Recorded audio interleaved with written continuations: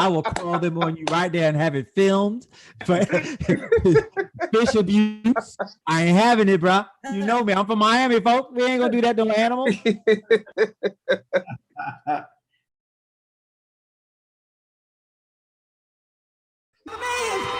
Get a little bit of gasoline.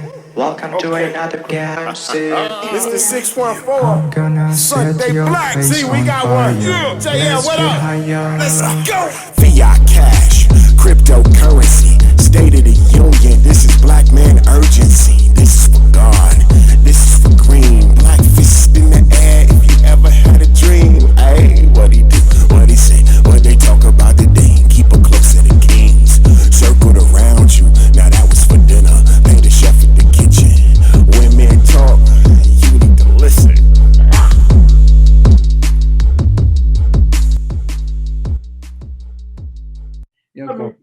Your process, man. You just started your business. So tell me about your process, how you take a client of yours through a process. So my process is very niche and very signature. And really what it is it's an email process to setting up an appointment. What I do is appointment only. Our office is downtown Columbus, or even if I am remote going to go meet a client, it is a conversation. It is an assessment of, we are reaching out. Is it for a specific event, being a wedding? Is it, a party or a setting, or are you really trying to redo your wardrobe? And so once we establish that, we're talking about what do you want to invest, and do you understand where your price point is? So typically I'll ask a question that is very much telling me where you shop, like, where do you go buy your clothes? So if a person tells me Macy's, I understand that price point. If they tell me Nordstrom's, I understand that price point. If they tell me Saks, then I understand their price point, right? And so what I do is educate on what those levels of clothing are. And then I try to give them at least where to meet their need. And I show them where they can exceed their process. Because when you're in the custom process, everything is custom. So, the water's your oyster, which could be a scary place if you don't really know what you want, or you're very indecisive. So I try to help guide and get people where they need to be from a price point perspective, from a finish and a style perspective as well, and think about what you're purchasing for a long term as well. And then we'll go through the measuring process, go through the style process. What kind of pockets, what kind of style are you comfortable? Several fittings, typically 2. Make sure everything fits right, and good to go. So if I can ask one question on top of that, G, real quick. Sunday, I don't know if you had. Now, that was a great question, Sunday, for sure, about that. But I was going to ask, like, let's say, because we're talking, from our listeners, people that's looking here, they may be on a budget, they may be, and stuff like that. If you're looking at from head to toe, jacket, shirt, pants, belt, shoes, everything, what's the one thing that you would say, in your perspective, you shouldn't cut on? You shouldn't cut the cost on that like that. Put money into that, and then if you had to take away money from another part, what would you suggest in that scenario for people that's on a budget? Underwear. Right there. Comfortable draws. Right. But if everything come off, Jared, that she may be looking at the underwear. Like, you may not need to. That's why you gotta have good underwear, bro. That can kill a deal, bro. Right. I would say ballers on a budget, to be honest, when it comes down to suiting and fitting and wardrobe, it all comes down to fit and style. When you're dealing with high end and nice clothes, the fit is going to be complete. It's day and night. It's like driving, if you like German cars or luxury cars, and driving a regular, it's 2 different things.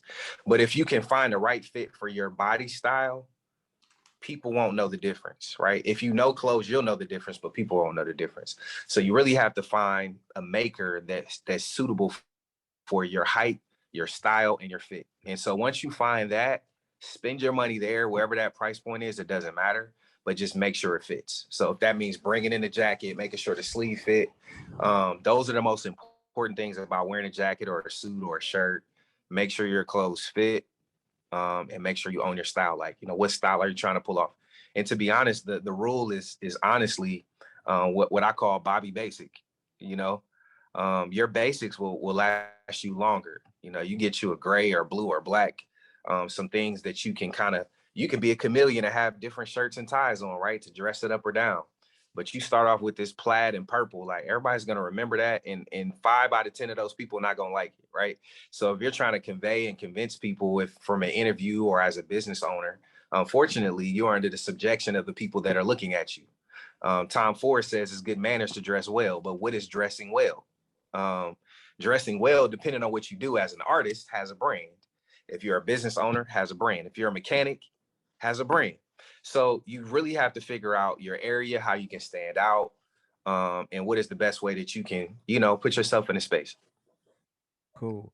All right, Mr. Jones, I got a couple questions for you and I got a lot of questions. My background is people used to pay me to wear clothes that I couldn't afford. Mm-hmm. And so Model. going back into how that makes you feel. Mm. Coming out of Miami, a little thug, and not really a thug. I couldn't be a thug if I wanted to, but a little knucklehead in the street. And, somebody said, you should model. I said, okay, fine. Didn't know what the hell it was. Next thing you know, they're paying me $125 an hour just to smile, and white folks putting clothes on me. Yeah. It boosted who I was tenfold, right? Yeah. But to your question, to your question that Sunday and then Charles mentioned, and then also the statement that you made, you mentioned Macy's, you mentioned Nordstrom's, and you mentioned Saks. Mm-hmm. I work for the government, bro. You ain't mentioned K&G warehouse. You didn't mention those kind of stores where, I love them stores, bro. Hey man, get in where you fit in, bro. Right. They make it easy. So how do you, let's talk to those listeners who shop on a budget on a regular. Yeah. Where you walk into, like, let's say K&J, you see that 2 suits for $150, you love it. But what you said is true. You can make that one suit look so many different ways with different shirts, different ties. And so let's talk about that. How do you shop when you're on a budget for folks who have to be on a budget? Yeah, I think there's people that go thrifting. There's people that shop at K&G. I don't knock where anybody, shops. Obviously I'm going to have an opinion because I spend my time in luxury looking at fabric all day. So it's one of those things that I would rather educate, that never think you're going to get more for less. You know what I'm saying? So where you are is what you're going to get. But again, like I said before, it's always about fit and style. So if you go into that environment, it's a 4-button suit, it's probably out of date at this point. The torso one is long. It's going to make you look a little crazy. Right. You know what I'm saying? So my thing is, look out for that 2-button. You know what I mean? I'm trying to count how many mine had today. Hey, I'm going to be honest. I'm going to start giving the real truths. It might start getting ugly, but what I'll say that's what we want, bro. What I'm going to say is, if you, definitely if you under 5'9" and you got a 3-button, you need to throw it out. Throw it out. But that's a whole nother conversation. And the reason why I tell you that is because the torso is too long, right? So that's your average height, 5'9" or below. Be 5'9", whatever. Yeah. But that torso makes you look shorter. So a 2-button, what it does is evens you out, and it's about length. You don't want anything too long. You don't want your sleeves too long, your trousers too long, or your jacket too long. All those things elongate you, right? So you want them to fit as spot on to gives you what your actual height is. And then when things fit, they accentuate all the good things about who you are and your physique, right? So again, all of it is about fit more than it is how much you spend on a suit. That's why what I said about fit and style, they trump everything. The clothing and the cloth and the luxury is for the people that can afford it and that want to invest or they have the money to do that. But fit and style you can find anywhere. I'm with you. So let's talk specifics. Where should the suit bottom fall as it relates to your lower back, or you know what I'm saying? Yeah, honestly that's a custom measurement. But what I will say is please do not do the bottom of your 3 fingers like the way they did. Like you want your Michael Jordan shoots, they was going to your tip of your fingers. Don't ever do that. I will throw a flag on the play. I will put my ref shirt on and tell you you're wrong. But it really should be, honestly, it's probably about 1 inch below your seat, like your rear end. Mm-hmm. And you just look at that number in circumference. That's typically around where it is. And I'm about 6 foot, so it's probably about 29 for me, 29 inches. And so the shorter you are, you might want to go below that by 1 inch, right? And that's probably more specific than you want. No, But we that's as talking close as real I stuff. I'm taking notes, bro. yeah, I'm that's as taking close notes. as I can get. I can get close as I can get. Now I will say the error I see wrong the most is not jacket length, because you can only control that so much. That's an expensive alteration. It is. It's Yeah. sleeve length. Sleeve length is the biggest thing I see wrong. Okay. So most people wear their sleeve length too long. It should hit you at the bottom, at the break of your wrist, like here, with your arms down. So you never go to a measurement. Don't hold your, like, that's not a real measurement. Your arm should be down. Your shirt should be the break of your wrist, right? And then your jacket should be above that. So hands down, right where your break of your wrist is where your sleeve. If it's the pad of your hand, that means it's too long, Okay. right? So the pad, and so many people are so used to wearing things too long that they're like, nah, I want it to touch, like you got it down here to your knuckles. And what that does is make your sleeve look even longer. So what I typically do is I make a recommendation and I say, hey, I want you to be comfortable because it's going to feel different, but this is appropriate. And so this is years of what like real tailors do. And most tailors, to be honest, don't like the new fit because there's no room for people to sit down. Your clothes wear out faster, right? But trends come and go, and that's kind of the nature of style. So it doesn't mean don't buy it. It just means it is what it is. Mm-hmm. You mentioned trends. We have a lot of celebrities who I really appreciate because they're in their own lane. Yeah. Let's look at Will Smith's kids. Trendsetters 100%, right? Mm-hmm. Yep. So with the style, what's his name? Jaden Smith. Mm-hmm. Talk about that a little bit. I mean, when you see someone like him, what is and being the profession that you are, what does that tell you about that brother? Yeah, I mean, everybody's style is around personality and occupation or what your expression is. So you can't really, as a true professional of the space, you're not overly judgmental. You know, you just interpret somebody's personality based on how they dress. And then you give them appropriation if you have an affinity for it. So like, you know, my mentors, they really taught me basic wardrobe because the working man is trying to use his clothing over and over again. But you have the affluent people that they have play clothes, like really, like, you know how we used to go outside with tennis shoes, the clothes is beat up, like that's what they do. But they spend thousands of dollars on play clothes for their play cars. And so it's a different mentality for a person that has disposable income that can spend several $1,000s on a play suit that he's going to wear for one day, like Christmas or, you know, New Year's. So it is two different mentalities, two different customers, right? So I think it's just really about, it's not that one style is more right. You know, we all are different individuals. There's not one style that fits us all. All of us on this whole panel have different clothing on, right? Gray jacket, bow tie, you know, black shirt, polo. So these are all expressions of potentially our day, our profession, or even how we felt. Nobody's wrong or right. Now, there are things that I would say there are rules to follow if you wear a shirt and tie. You know what I'm saying? Like, please make sure it fits your neck. Like no more than 2 fingers when you button, like small things that can make you look cleaner. But then there's also like European style, which is oversized. So again, you have to be critical and careful at how you over critique somebody's style. But if somebody's trying to attempt, you know, an after 5 look, you want to give them the general rule to say, here's how you get your fitting. This is how you need things done correctly, so that people have that understanding as to what to do. Okay. You talked about, hey, if you fellas got something, because you know I can roll. Oh yeah, I'm waiting to jump in. Right. I'm about to fire off 5 more questions, folks. I thought it was the Gary and Jared show. I'm going ahead, though. Why are you hating? Go ahead. All right, let me ask this question while you take your sip. You talked about style. You talked about European, and now they're into the baggy look. What about the and I see a lot of brothers in this now where they're wearing the exceptionally skinny jeans. You would think it took them forever to get into them. So is that just, look at Sunday Looking, is that just like a real trend, or because I can't see how they fit in it? Because as a brother, I could, you know what I'm saying? It looked like it hurt. I mean, everything is a trend. Like I said, I think 20s has an era. Like, depending on what think about what the media pushes out. Clothing is all influence. So if you have European, and some of those things take a year or 2 to get here. I remember when people were wearing triple pleats when I first got started in business. People were wearing double pleats, and it was a huge difference between, you know, my my African American customers and my customers of different descent, because some, you know, my black customers wanted that triple pleat, that Steve Harvey with that 3.5-inch cuff. Yeah. And it didn't make any sense to the tailor. Like, this is too big. This doesn't make sense, because it was a trend. But listen, some of our brothers is gonna wear that trend till they die. Like, that's what they feel like is clean. Like, bruh, if you don't give me my name at the bottom of my cuff with a split down there with a button, he ain't clean. Yeah. Right. Now, I would defer to say I'm not ever wearing that, right?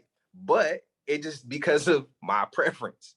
So I think that trends are set by brands, by what the era is. Like we were talking earlier, Sunday was talking about he wanted to do some nostalgic 70s. Like the fabric was different, how the cut was different. So the shoulder and the sleeve and the padding, you know, there's an American silhouette, a European silhouette, like an Italian, you know, there's so many different things that you can get into when you get into clothing. And I think they're all pushed on influence, which is why you have to know yourself. Above all things else, you have to understand who you are. Because once you understand this is my lane, this is the brand I want to portray, then you don't necessarily veer away and try everything. Like, you know, I got a different look for every day. It's like, here's who I am. Here's what I stamp myself on. Here's what I'm going to buy. And here's the reason why. And I think it's one of the best lessons that we have. The emphasis on brand is so much deeper than posting or social media, or creating a logo for yourself. Like, brand is the express image of who you are, is what people perceive you to be, and it's who you understand yourself to be as well. So I think it's something that I always think about. Who am I? Who am I trying to convey? And what am I trying to accomplish? All right, y'all, you better jump in, folks. And I was kind of what Jerry was talking about with pants, right? But I was going to ask you, Gary, when we were coming up, probably 5 of us, there was a time and a place for everything. Yes, sir. I'm starting to notice about fashion now is kind of similar to music. There's no rhyme or no reason of how you do things. But you see brothers, like you said, that's rocking something like from the 70s. When you were talking about the 3.5 cuffs with the initials at the bottom, remember the jackets that had the button that would attach and the pleat in the middle? Yeah. in the middle. You know what I'm saying? I still see brothers rocking that. The hem of their leg is the straight leg, whereas I call them 22. They 22 taking so long. Yeah. so my question is as you are as you dealing with these athletes and dealing with people who are in different professions, do you advise them, hey man, I understand you want to rock this, but there's still a time and a place for elegance when you're doing certain things? How do you approach that? Yeah, I mean, I always give my opinion when I feel like that it's, you know, they're ready for that, right? Because some people have something in their mind and they're paying you for it. And it's like, there's a lot of people that's in my industry that their approach is to sell them everything they don't need and then tell them what they really need. So I think it's really just about where's your focus. And I've always, since I grew up without a lot, I only know one way to tell you, like, all right, you're going to wear this once and then what? And if you got play money, hey man, get it how you live. You want this fuchsia suit with the belt on the back with the double pleats? For sure. Like, I'm gonna make it for you. Do I like it? Probably not. But at that point, you know, as long as that person is happy, that's the only thing that really sincerely, genuinely matters when you're in business, is that you're serving people and that you are trying to facilitate what they wanted to do and that they want to come back or they recommend you. So ultimately, you know, this business is really not, it's less around being fashion forward as much as it is understanding the customer and being intuitive and being self-aware. Well, while we respect Sunday and we love Sunday, and he has his own fashion, when we go to the Kentucky Derby, he is not wearing fish. Hey, you can't tell that man. You can't tell him what to do. Look, we've been doing this for how many seasons, bro? Oh no, he did found not. It. Found it. No, man. I found it. Come on. Gary, you gotta help me out, man. I'm calling the cops. I'm calling the cops. Hey man, Sunday, do your thing, bro. Hey, he gonna do his thing. He's gonna do his thing. So okay, so he always do Sunday. This question is because of you. This question is because of you right here. Let's talk accessories. So Sunday likes that brim. I got a couple that I love.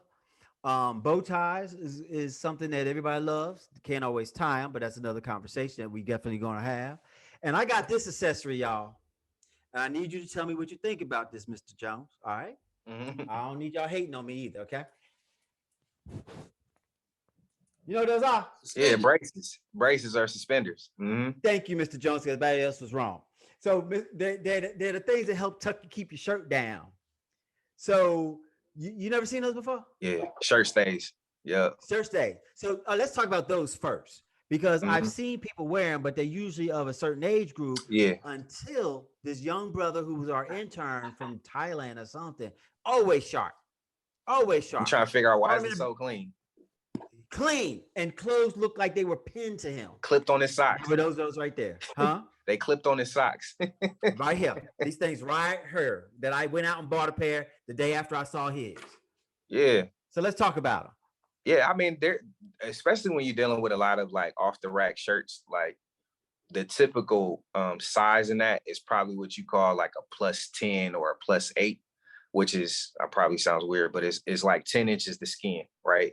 And so when you do what you call ready to wear, you got to have multiple people that can fit in here that are between this size and in this range, and it has to be acceptable enough where most people can fit in it. So when you're getting clothes made for you, unfortunately, when you're going to get your clothes altered, it's not custom tailored. It is just being altered from its original pattern. Right. So a lot of be like, I'm getting my suit customized. Like, no, you're cutting down the original pattern that was pre-made. Right. So when you have a bunch of room because things aren't made for your specific, size, then things are not going to fit. You need to do small things like, hey, have somebody take your shirt in, take your jacket in, and then it'll fit a little bit better. But things like, shirt stays, or they'll do something. There's a minor tuck that you can do. It's like a pleat in your shirt. That'll take out the extra room as well. And so there's so many small things you can do to kind of tweak your clothes to fit your body. And again, it's like you just take the time to do it like a few times, and then all your clothes, you do them the same. You'll get a good effect. You know what I'm saying? Okay. But like there's nothing going to be like having it made. But the shirt stays, they work really well. They hold your shirt down. They'll keep things looking clean and things won't come up out. And it'll keep things kind of ratherly tucked, so you'll always look pristine. Even things like, your metal stays that'll keep your collar down. Those are small things that, keep everything in place to make you look clean and neat. If you don't have the extra stiffener, and all that kind of good stuff. So there's a bunch of accessories that will assist you. But again, also, there's nothing going to be like having somebody touch your clothes or just getting it as close to your size as possible. It prevents a lot of the errors. Like if you just actually get measured and then you just make sure that everything fits. Every maker makes that shirt or jacket different. So that's why you got to try it on, because the sizing is different. So it's just a process that most of us don't want to go through.